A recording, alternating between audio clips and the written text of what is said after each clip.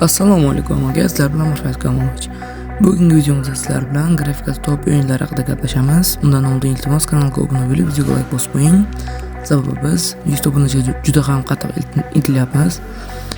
Men aytganimdek, 100 ta obunachiga yig'gan kuni sifatli video chiqaraman deb, mana video chiqyapti va keyingi videomiz xudo xolasa 50 ta obunachida chiqadi. Xo'p, undan oldin like va obuna bosib qo'ying va video boshlandi. Bilsak, OTR o'yini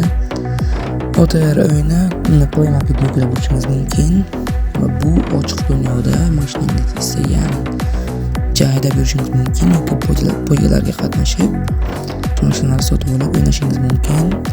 Hozir mengizga bu o'yindan bir ikkita videolar qo'yib beraman. Undan keyin o'yinga o'tamiz. Scuba Darkness o'yini ham juda ham kuchli grafikaga ega bo'lmasa ham kam megabaytli, lekin sodda o'yin hisoblanadi. Hozir esa sizlarga o'yin haqida qisqacha video qo'yib beraman. Undan keyingi o'yinimiz esa bizga juda ham mashhur o'yinlardan biri Bus Simulator Game o'yini. Bu o'yinda 4 megabayt katta bo'lishi mumkin, logotipini ko'rib olishingiz mumkin, lekin grafikasi juda ham bomba qilib ishlangan. Bu o'yinda asosan bir odamlardan olasiz, yetkazib berasiz, masofasiga va pulni olasiz. Ko'rishingiz mumkin, o'yin grafikasi juda ham top. Hozir esa mana shu juda ham yaxshi grafikali o'yindan men sizga bir ikkita lavha qo'yib beraman. Undan oldin iltimos like va podpiska tugmalarini bosib qo'ying, sababi biz 100 taga juda ham qattiq intilyapmiz. Xo'p, keyingi o'yinlarga o'tadigan bo'lsak, bu ham juda ham mashhur o'yinlardan biri Truck Simulator o'yini bo'ladi. Truck Simulator o'yinini ham Bus Simulator o'yinini ishlab chiqargan kompaniya ishlab chiqargan, ya'ni bu o'yinning grafikasi top deya olamiz. Bu o'yinga keladigan bo'lsak, bu o'yinni ham o'zim yuklab olganman va hozirgacha ham o'ynayman. Grafikasi juda ham bomba va missiyalar juda ham ko'p. Pul yig'ib o'yinning yangi zonalarini ochib, yangicha penjirlarda o'ynashingiz mumkin. Va hozir esa Truck Simulator Ultimate o'yinidan video lavhalar qo'yib beraman. Ko'rishingiz mumkin, grafikasi maksimal darajada qulay.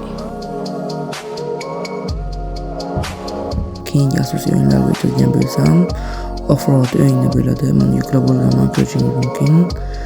Kirib o'tamiz. Offroad Adventure deb bo'lsak, birinchi chiqadigan o'yin Offroad Adventure 4x4 o'yini. 4 megabayt katta, lekin juda ham yuqori sifatni qo'llab-quvvatlaydi.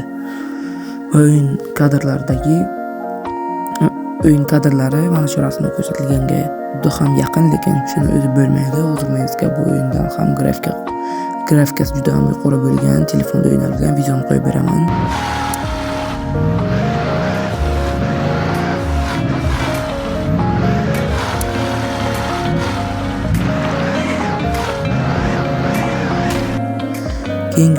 Keyingi o'tadigan bo'lsak, PUBG Mobile o'yini. Bu o'yinni birinchi o'ringa qo'yishga niyat qildim, sababi grafikasi juda ham bomba va telefonimiz juda ham kuchli bo'lishi kerak bu o'yinni ko'taruvchi, lekin grafikasi yaxshilanganligi uchun birinchi o'rinni berdim.